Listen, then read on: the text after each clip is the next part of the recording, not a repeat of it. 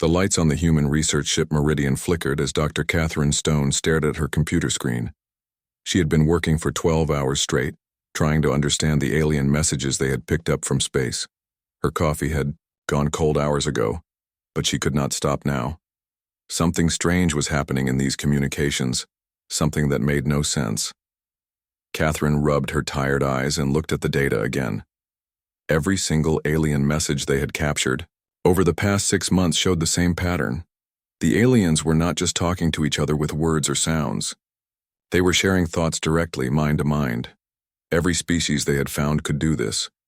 Every single one. She called up the files on her screen. The Zephyrians, those tall crystal beings, sent their thoughts as bright flashes of light through their bodies. Anyone near them could see exactly what they were thinking. The Korvaxi warriors shared their anger and battle plans through violent emotional waves that made their whole army move as one mind. The peaceful ethereals floated through space, their thoughts mixing together like streams of water flowing into a river. Catherine stood up and walked to the window of her lab. Outside, the stars looked the same as always, but now she knew they hid a terrible truth. Humanity was alone. They were the only species in the galaxy that could keep their thoughts private. The only ones who could lie. The only ones who could choose what to share and what to hide. The door to her lab opened with a soft hiss. Commander Jake Martinez walked in, his face showing concern. "Catherine, you look terrible. When was the last time you slept?" She turned to face him, her hands shaking slightly. "Jake, I need to show you something. This is bigger than we thought. Much bigger." Jake moved closer to her workstation. He was a good commander, always calm under pressure. His brown hair was starting to show gray at the edges, and his eyes held the wisdom of someone who had seen many battles. "What did you find?" Catherine pointed at her screen. "Look at these reports from our diplomats. Every time they try to talk with alien species, something goes wrong. The aliens get scared or angry, and they cannot understand why." She pulled up a video message from Ambassador Carl Peterson. His face looked stressed as he spoke from the alien station where he was trying to make a trade deal. "The Zephyrian delegates keep backing away from me," he said in the recording. "They say being near me feels like standing next to a dead zone. They cannot read my thoughts, and it terrifies them." Jake frowned. "Maybe they just need time to get used to us." "No, that is not it," Catherine said. She showed him another report. "Listen to this one from Captain Amanda Clark. She was trying to help solve a border dispute between two alien worlds. Both sides kept asking her what she was really thinking. When she stayed quiet to think about the problem, they thought she was planning to trick them. The talks fell apart. More reports filled the screen. Human traitors who were accused of cheating because they could negotiate without showing their thoughts. Human soldiers who were feared because enemies could not predict their battle plans. Human scientists who were banned from certain research projects because other species thought they might steal secrets." "My God," Jake whispered. "We really are different." Catherine nodded. "Every other species in the galaxy shares their thoughts naturally. They cannot help it. For them, thinking privately is impossible, but we do it all the time. We can choose what to say and what to keep secret. We can lie, and we can also choose to tell the truth. That choice is what makes us unique." Jake sat down heavily in a chair. As a military commander, he understood what this meant. If they cannot read our thoughts, they cannot trust us. But it also means they cannot predict us in battle. "It is more than that," Catherine said. "Think about it. Every war they have ever fought, every deal they have ever made, every relationship they have ever had, both sides always knew exactly what the other was thinking. There were no surprises, no secrets, no real choice in what to share." She pulled up a historical file about alien conflicts. "Look at this war between the Hive Speakers and the Crystal Collective. It lasted 300 years because both sides could read each other's plans perfectly. They knew exactly when attacks would come, exactly what the other side wanted, exactly how much they hated each other. The war only ended when both sides were too weak to fight anymore." Jake stared at the data. "So they have never known peace. Through understanding, only peace through exhaustion. Exactly. And now they have met us, beings who can hide their thoughts, who can choose when to be honest and when to keep secrets. To them, we must seem like ghosts or demons. Catherine sat down next to Jake. But there is something else, something that might be more important. She showed him another file. Dr. Ryan Brooks was studying alien psychology. He found that these species have never really developed concepts like privacy, personal space, or individual choice the way we have. When your thoughts are always open to others, you cannot really be an individual. So what does this mean for us? Jake asked. Catherine looked out at the stars again. I think it means we have a responsibility. We might be the only species in the galaxy that can truly choose to be honest. When we tell the truth, it means something because we could have chosen to lie. When we keep a promise, it has weight because we could have chosen to break it. Jake stood up and placed a hand on her shoulder. Catherine, this information needs to get back to Earth immediately. Admiral Lisa Hayes needs to know what we have discovered. She nodded. I have been thinking about that.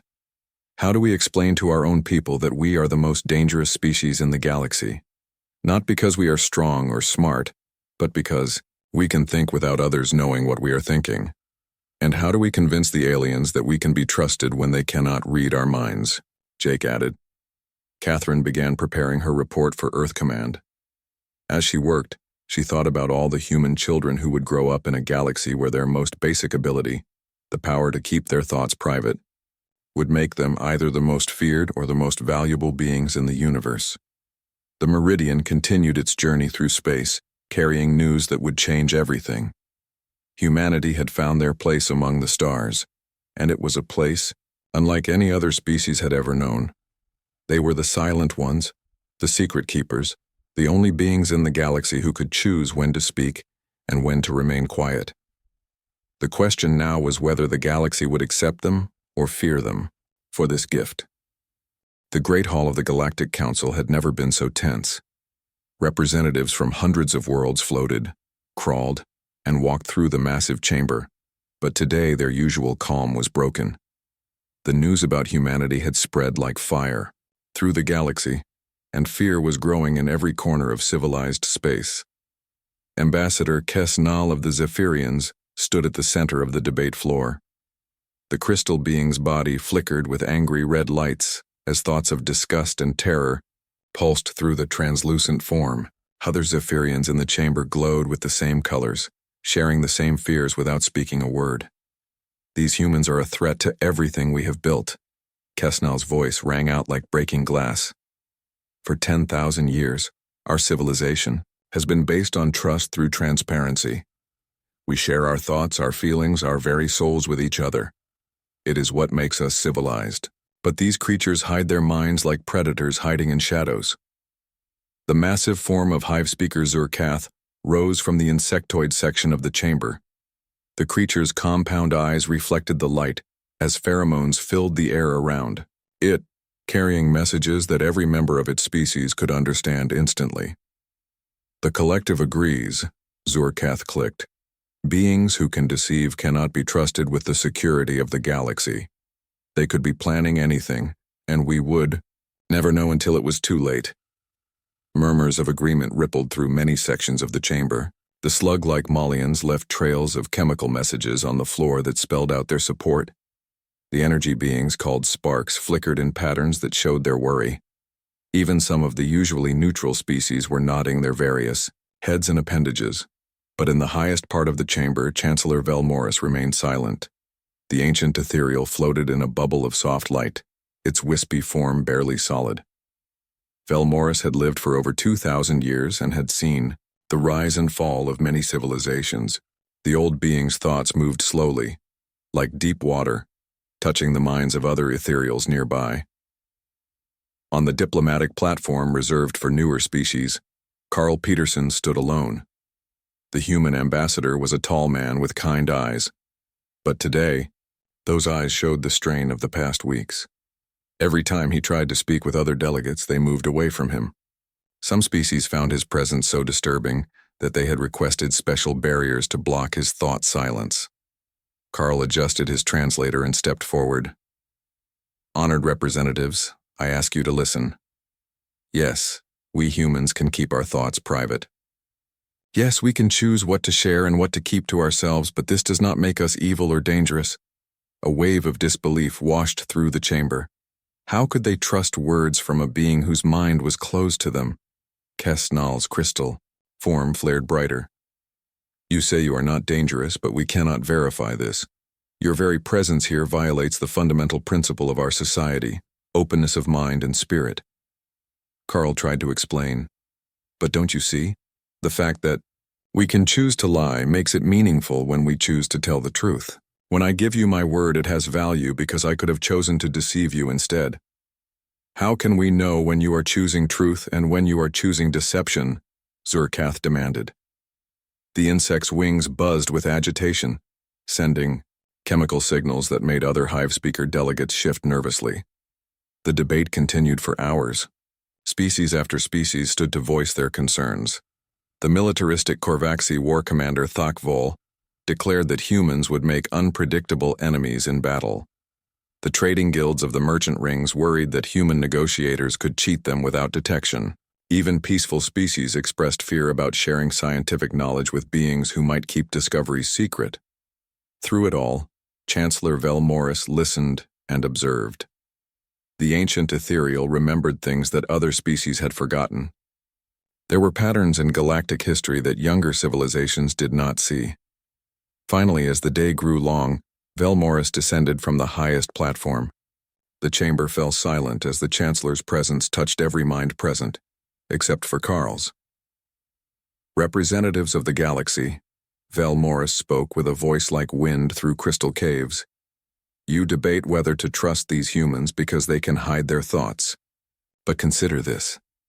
In all our recorded history, how many wars have been fought not because of misunderstanding, but because of understanding too well? The chamber remained quiet. Many delegates shifted uncomfortably as they considered the Chancellor's words. The war between the Zephyrians and the Crystal Collective, Velmorris continued. Both sides knew exactly what the other intended. The Zephyrians could read the Collective's plans for expansion. The Collective could sense the Zephyrians' fear and anger. This perfect understanding led not to peace, but to inevitable conflict. Kesnal's glow dimmed slightly. The Zephyrians' thoughts flickered with uncomfortable memories of that ancient war. The Hive Speaker rebellion against the old empire, the Chancellor went on. The rebels could not hide their plans, and the empire could not conceal its cruelty. Both sides knew the other's intentions perfectly, making compromise impossible.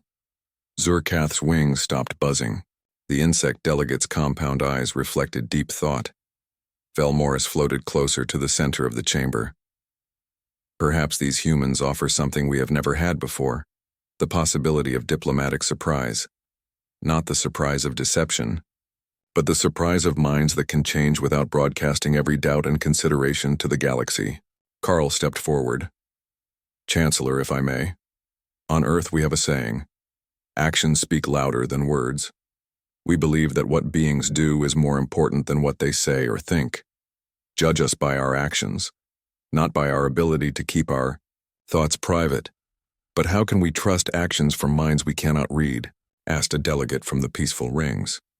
Before Carl could answer, an emergency signal echoed through the chamber. A messenger drone flew to Chancellor Velmorris and projected a holographic report. The news was disturbing.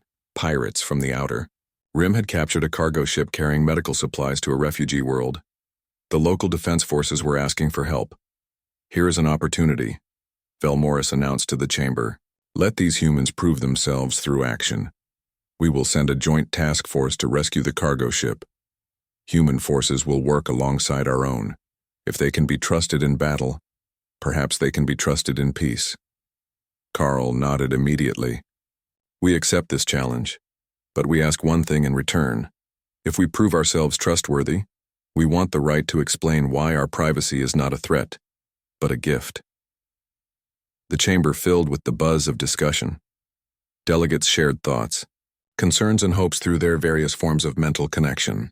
Only Carl stood in silence, his mind closed to them all. Chancellor Velmorris raised a wispy appendage.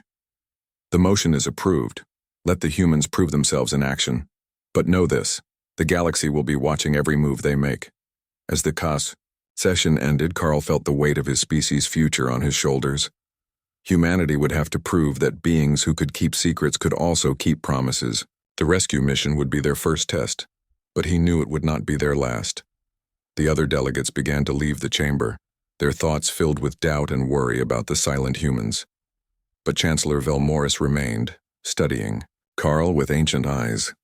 "Human," the ethereal said softly. "I hope your species understands what they are asking for. The right to silence in this galaxy comes with great responsibility." Carl met the Chancellor's gaze. "We understand, Your Honor.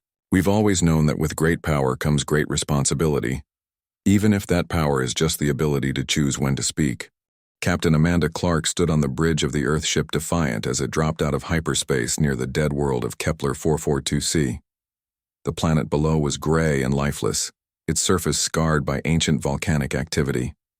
But according to the Galactic Council's coordinates, somewhere on that desolate world lay the most dangerous weapon ever created. "Sensors are picking up the structure," reported Lieutenant Ryan Brooks from his station. "It's buried about 2 kilometers underground, just like the Council said it would be." Amanda studied the readings on her screen. 3 weeks had passed since the rescue mission that proved humanity could work alongside alien species. The pirates had been defeated, the medical supplies delivered, and for a brief moment it seemed like humans might earn their place in galactic society. Then Chancellor Velmorris had announced the real test. Dr. Catherine Stone looked up from her research terminal. According to the historical records, this weapon was built by the ancestors, the first spacefaring civilization in our galaxy. They called it the Star Killer. One shot could collapse a sun into a black hole. "And the Council wants us to retrieve it?" Amanda asked, though she already knew the answer. "More than that," Catherine replied. "They want to see what we do with it. Every other species in the galaxy would be compelled to share knowledge of such a weapon through their mental links. Their thoughts would broadcast its location, its power, everything about it to their entire civilization." Ryan turned from his station. "But we could keep it secret." "Exactly," Amanda said grimly. "This isn't just a test of our trustworthiness. It's a test of our temptation. They want to know if humans can resist the urge to use ultimate power."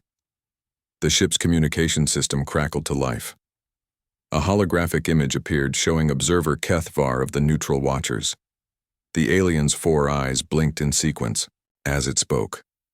"Captain Clark, we are monitoring your mission from a safe distance. The Council has asked us to record everything for review." "Understood, observer," Amanda replied. "We'll proceed as planned." As the Defiant entered the planet's atmosphere, Amanda thought about the weight of what they were doing, not just for humanity but for the galaxy itself. If they failed this test, humans would likely be banned from ever joining galactic civilization. If they succeeded, they might become something even more dangerous, the only species trusted with the galaxy's most terrible secrets. The landing party consisted of Amanda, Catherine, Ryan, and 6 Marines led by Sergeant Bill Murphy. They took a shuttle down to the planet's surface and began the long descent into the underground complex. Ancient lights flickered to life as they walked through corridors built by beings who had died millions of years ago. "The architecture is incredible," Catherine whispered as they passed walls covered in symbols that glowed with their own inner light. The ancestors were master builders. "Focus on the mission, Doctor," Amanda reminded her, though she too was amazed by what they were seeing. The complex was vast with chambers that stretched beyond their light's reach. They found the weapon in a sealed vault at the heart of the complex. It was smaller than Amanda had expected, a crystalline device about the size of a human fist, pulsing with dark energy. Information panels around it displayed warnings in dozens of ancient languages. Catherine studied the readouts. "The power readings are off the charts. This thing really could destroy a star system." Ryan set up his scanning equipment. "I'm recording everything for our report to Earth Command." As they worked, Amanda felt the weight of history pressing down on her. Every choice they made here would echo through the galaxy for generations. She activated her communication link to the observer ship. "We've located the weapon. Beginning retrieval procedures." "Acknowledged, Captain," came the reply. "We are recording." But as they prepared to secure the Star Killer, alarms began blaring throughout the complex. Ryan's sensors showed ships entering the planet's atmosphere. Lots of them. Korvaxi battle. "Fleet incoming fast," Ryan reported. "At least 20 ships." Amanda cursed under her breath. The Korvaxi were the most aggressive species in the galaxy. Warrior poets who viewed battle as the highest form of art. Their leader, War Commander Thak Vol, had been one of the strongest opponents to human inclusion in galactic society. "They must have intercepted our mission briefing somehow," Catherine said. "If they get this weapon..." Amanda didn't need her to finish the thought. The Korvaxi with a star-killing weapon would be unstoppable. Their warrior culture already made them dangerous enough with conventional weapons. "Sergeant Murphy, get your men into defensive positions," Amanda ordered. "Dr. Stone, can we destroy this thing if we have to?" Catherine ran calculations on her portable computer. "Yes, but we'd need to overload the containment field.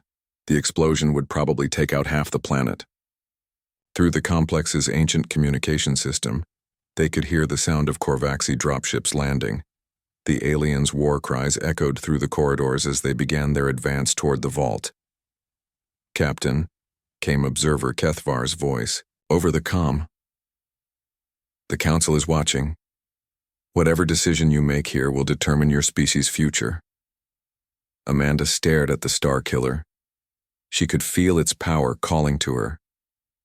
With this weapon, humanity could protect itself from any threat. They could become the dominant force in the galaxy. No one would ever again question whether humans deserved respect. The sound of battle grew closer. Her Marines were fighting bravely, but they were outnumbered 4-1. The Korvaxi would reach the vault soon. "Captain," Ryan called out. "We could use the weapon. One shot could destroy their entire fleet." Amanda looked at the device again. It would be so easy. One shot and the immediate threat would be over. But what then? Would Earth want to study the weapon? Would other human colonies demand their own star killers for protection? Would humanity become the very thing the galaxy feared? A species that chose power over principle? The vault doors began to buckle under Korvaxi weapons fire. Catherine grabbed Amanda's arm. "Whatever you're going to do, decide now." War Commander Thak Vol's voice boomed through the complex as his warriors breached the outer defenses. "Surrender the weapon, humans. It belongs to those strong enough to use it." Amanda made her choice. She raised her sidearm and fired directly at the Star Killer's containment field.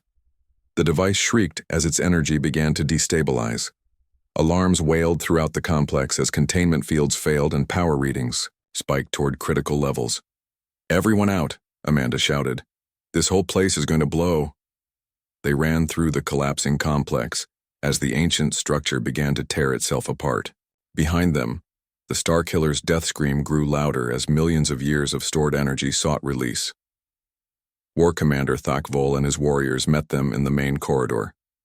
The Korvaxi leader was massive, even by his species standards, with scars covering his armored hide and weapons that glowed with barely contained power. "What have you done, human?" Thak Vol demanded. "What needed to be done," Amanda replied calmly, even as the complex shook around them. For a moment, the two groups faced each other. Then Thak Vol did something unexpected. He laughed. It was a sound like grinding metal, but there was respect in it. "You destroyed the ultimate weapon rather than use it against your enemies," he said. Even we Korvaxi would not show such restraint. The complex gave a final shudder and collapsed behind them. Where the Star Killer had been, there was now only molten rock and twisted metal. The most dangerous weapon in galactic history was gone, forever. As they stood on the planet's surface watching their ships arrive to pick them up, Amanda felt a strange sense of peace. They had passed the test, but more importantly, they had proven something to themselves. Humanity could be trusted with ultimate power because they were willing to destroy it rather than abuse it. Observer Kethvar's ship appeared overhead, recording everything for the Council's review. Amanda looked up at the stars and smiled. The galaxy was about to learn that sometimes the greatest strength was knowing when not to use your power at all. The news of humanity's choice spread through the galaxy faster than light itself. On every world, in every station, across every species communication network, the same story was told and retold. The humans had found the ultimate weapon and destroyed it rather than use it for their own gain. In the crystal halls of Zephyr Prime, Ambassador Kesnal stood before the High Council of Lightbearers. The being's crystalline form flickered with confused patterns as thoughts of disbelief mixed with something new: respect. They could have ended the Korvaxi threat forever, Kesnal transmitted to the assembled council. One shot from the Starkiller would have destroyed Thakvol's entire fleet. Instead, they chose to eliminate the weapon completely. Elder Zeth Prima, whose crystal form had grown dim with age, pulsed with ancient wisdom. Perhaps we have misunderstood these humans. Their silence may not hide evil intentions, but rather the capacity for choices we cannot imagine. On the insect world of Korthak Major, the great hive buzzed with unprecedented activity. Queen Mother Veskala, whose thoughts directed millions of her children across dozens of worlds, found herself struggling with a concept that had no equivalent in hive mind society. Individual sacrifice for collective good, she clicked to her, attending drones. The human captain chose to destroy power rather than use it, but she made this choice alone, without consulting her hive. How is this possible? Worker speaker Zimtak, who had spent years studying human behavior, offered his analysis. They call it conscience, Queen Mother. Each human carries within themselves the ability to judge right from wrong, even when no one else is watching. Fascinating, the Queen Mother replied. And terrifying. Beings who can make moral choices in complete isolation from their kind. But nowhere was the impact of humanity's actions felt more strongly than in the war fleets of the Korvaxi Empire. War Commander Thakvol stood in his command chamber, surrounded by his most trusted battle brothers. The massive warrior's hide bore fresh scars from the fighting on the dead world, but his eyes held something his warriors had rarely seen before: uncertainty. They fought well, rumbled Subcommander Grakhor, but destroying the weapon makes no sense by any warrior's code. Power exists to be used. Thakvol turned to face the tactical display showing human positions throughout the galaxy. That is what I thought as well. But consider this: they knew we could not predict their actions. Because we cannot read their minds, they could have led us into any trap, used any strategy. Instead, they chose the one option that benefited everyone except themselves. You almost sound as if you respect them, observed battle singer Keth Morok. I do, Thakvol admitted. They fought without our ability to coordinate through shared emotion. Each warrior made individual decisions in battle, yet they worked together like a well-trained unit, and their captain chose honor over victory. This is worthy of respect. The revelation was spreading beyond just political circles. On trading stations across the galaxy, merchants who had feared human negotiators began to reconsider their positions. If humans could resist the temptation of ultimate power, perhaps they could be trusted with commercial secrets after all. Dr. Catherine Stone found herself at the center of a scientific revolution, as xenopsychologists from across the galaxy requested meetings to study human mental processes. Her research station had become one of the busiest diplomatic sites in human space. What you must understand, she explained to a gathering of alien scientists, is that privacy allows for growth. When our thoughts are not constantly shared, we can change our minds without the entire galaxy knowing about our doubts and fears. The ethereal researcher Mor Kellis floated nearby, its wispy form shimmering with interest. So you can evolve your opinions without social pressure? Exactly, Catherine replied. A human can believe one thing in the morning and change their mind by evening based on new evidence, without their entire community judging them for the change. This explains their unpredictability in negotiations, observed the Malian trade specialist Gluvak. They can consider options we never imagined because they are not bound by group consensus. Meanwhile, Captain Amanda Clark had been promoted to Admiral. and found herself in charge of a new joint human-alien task force. The mission was simple in concept, but revolutionary in practice: to serve as neutral mediators in conflicts where telepathic species could not negotiate fairly due to their inability to hide information. Her first major assignment came from an unexpected source. Chancellor Velmorris contacted her personally with a crisis that had been developing for decades. "Admiral Clark," the ancient ethereal's voice carried the weight of galactic authority.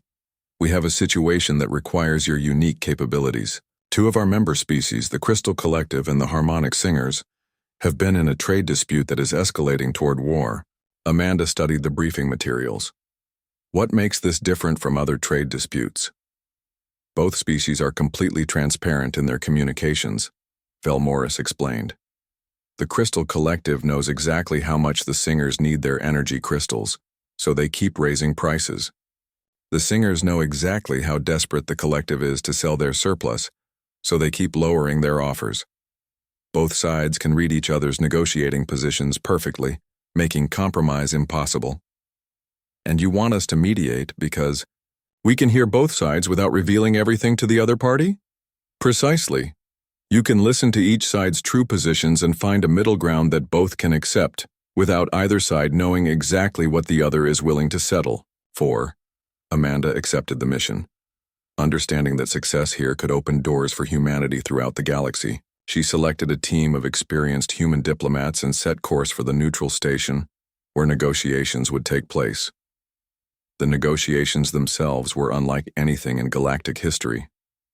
For the first time, two telepathic species sat across from each other with a third party that could not read their thoughts, and therefore could not accidentally reveal their positions. Ambassador Lisa Parker led the human negotiation team.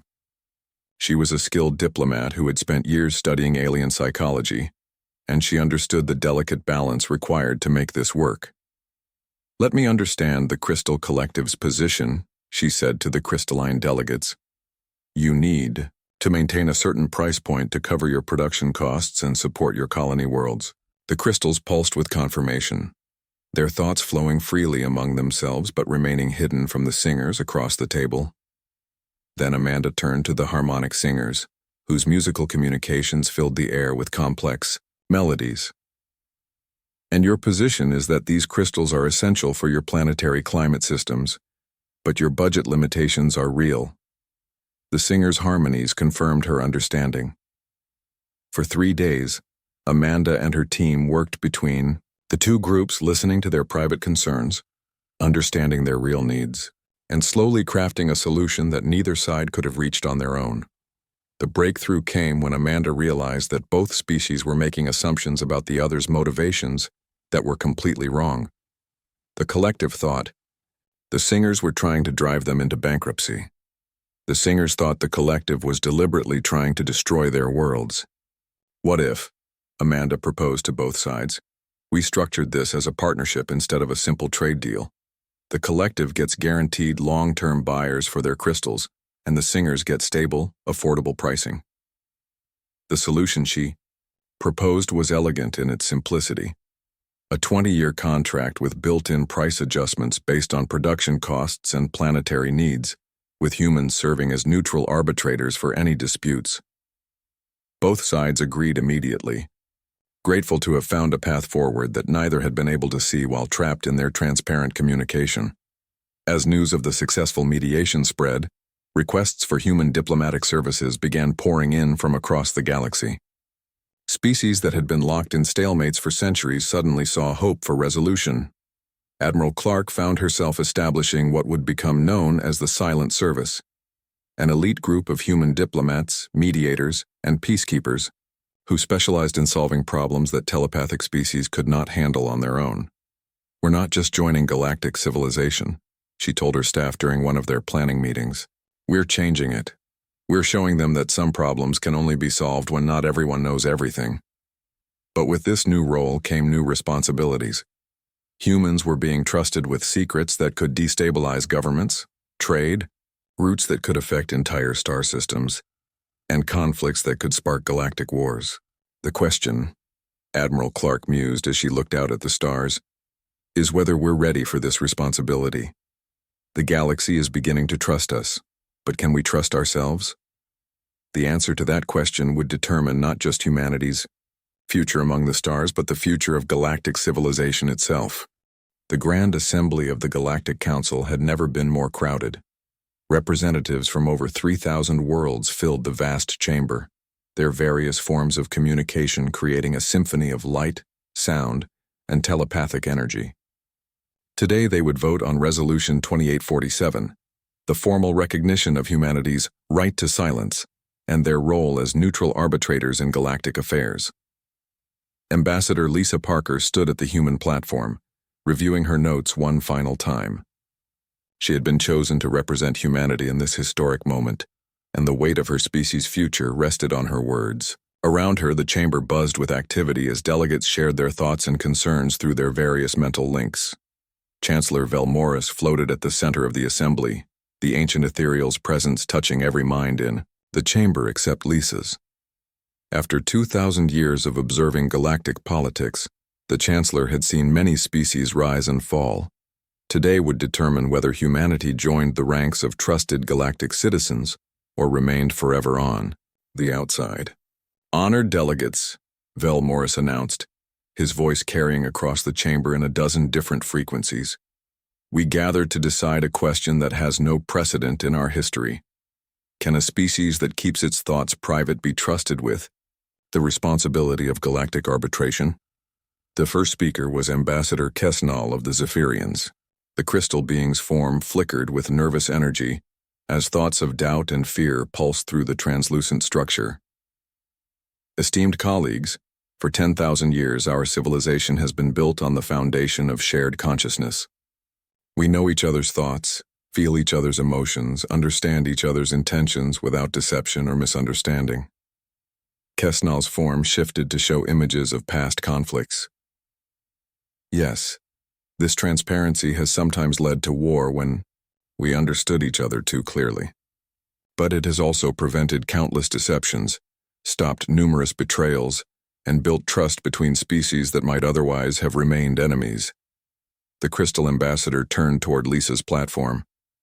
These humans ask us to trust them precisely because we cannot read their minds. They want us to believe that their ability to deceive makes their honesty more valuable.